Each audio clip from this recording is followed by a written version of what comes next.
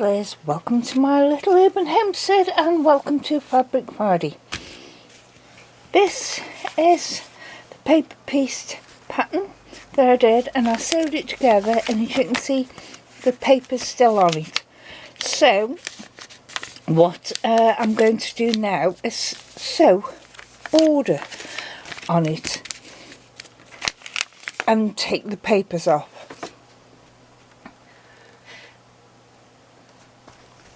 What I did earlier, but I thought I'd put them each unit in a different position than this one. So instead of having them so the red line goes across that way, I had there and that one, just to see what it looked like. It's something different from the same block. And then I took the papers off, put border on it, and that's exactly what I'm going to do with this one now. Put borders on it, and then I'll show you what I'm doing next. I've sewn the borders on, took the paper out, and then I've stitched it to some wadding. This is some quilting material from the remnant packs that I get. So I've just stitched it down, stitch in the ridge, or close to the ridge.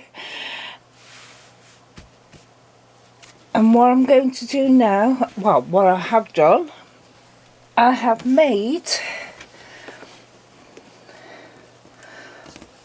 4 of these ties that I use on face masks or anything like that. Yes, it's got white thread one side and black the other. I quite like the look of that. You can't see the black at all, but I quite like the fact that it's got white on it as well. You need 4 of those. If you get where is going to be your cushion cover, and basically it's like a third of it you need. So I've got roughly a third of it here, same width. I've edged it again. What you need to do now is right sides together. Get one of your straps. You could use ribbon, you can make thicker ones, whichever you want it. Lay it down, and I think I'll have it just there. Get another one and try and match it up.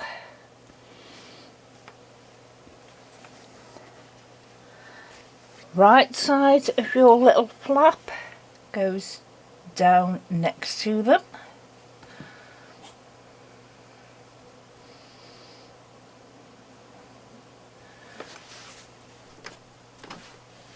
And I'm just going to clip in place just where my straps are going to be.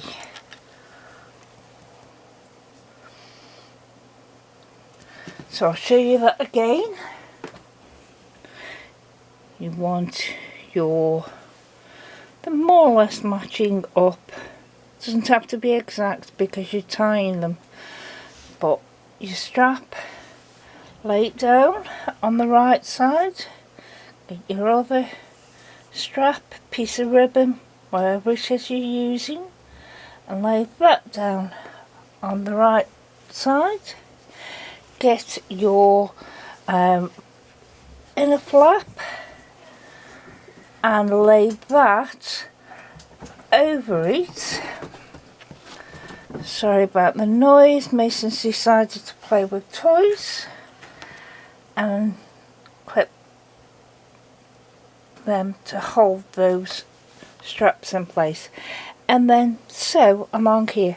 Whatever seam allowance you're used to, convenient, whatever seam allowance you're used to. It can be 1/4 of an inch, 1/2 an inch, even an inch if you wanted. But that's how you do to sew them both along those edges. I'll come back to you when I've done that. So I've sewn it down along the edge, bit back, and you'll see that the ties are in there. Now make sure the ties don't go to the bottom.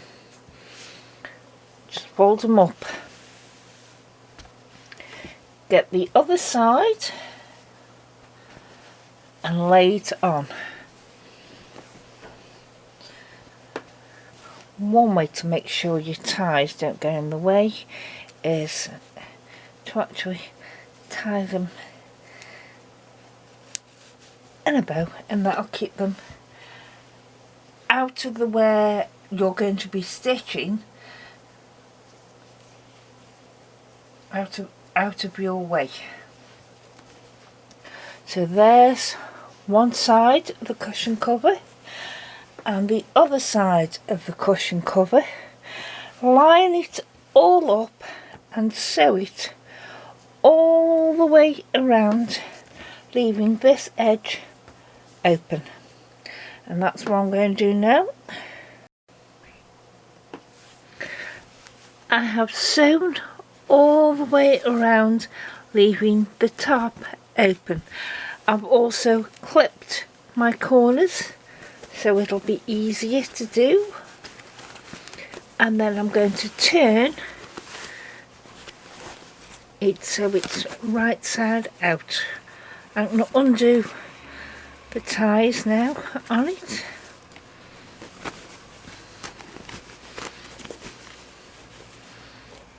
Push the corners out as well as you can do. I'll probably go back in with me little tool thing to make them better. And there is your tied cushion cover. As you know, I don't buy cushion inserts. I make them myself. So I've made one the size of this. It's only a small cushion because I don't want a big one. It's just to put in place to, so it can go behind my back to help support it, because it's hurting quite a bit. And we put the insert in. Make sure that one of the flaps goes over it, and tuck both flaps in. Now you can, if you wanted, go along and top stitch this all down, but I aren't bothering. Probably would look better, but, and then you just tie it closed.